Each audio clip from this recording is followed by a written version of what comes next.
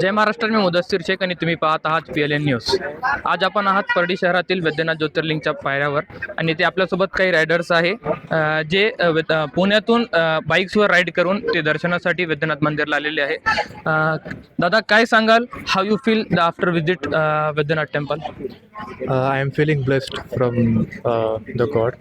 Actually, this is the first time I am being here. I am from Tamil Nadu and I am working in Pune.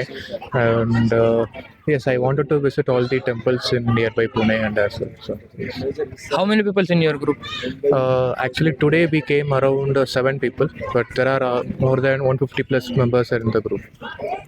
How do you plan? Actually, we plan for weekly rides. It depends upon the destination and the climate as well. So if climate is agrees with us, so we will plan for some highway rides or some ghats rides or something.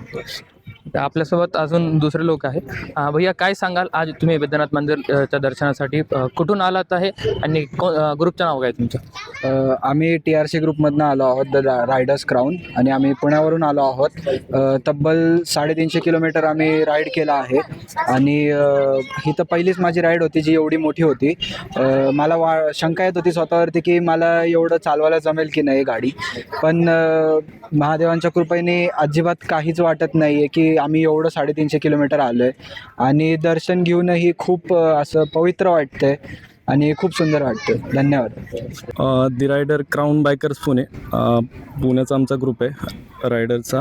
त्याच्यामध्ये आमचे CEO founder प्रतीक Chavan, group त्यांचा आहे। तर आम्ही marshal, त्यातले म्हणजे top जे असतात, जे लॉंग राईड करतात, ते आम्ही आज इथे म्हणजे 12 ज्योतिर्लिंग करतो आहे। तर त्याच्यामधला हा जो ज्योतिर्लिंग इथला आहे ते आम्ही करायला इथे आलेलो आहे।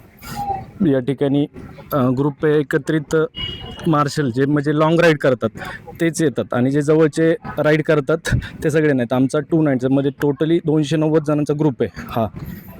किती वाजता निघाला होता? मॉर्निंगला मी 5:30 वाजता निघालो होतो आणि इथे 1 वाजता पोहोचलेलो आहे। हे होते आपल्यासोबत काही रायडर्स ज्यांनी आपल्या दर्शनानंतर आपला अनुभव व्यक्त केलेला आहे। मी मुदस्सीर शेख, परडी लाईव्ह न्यूज।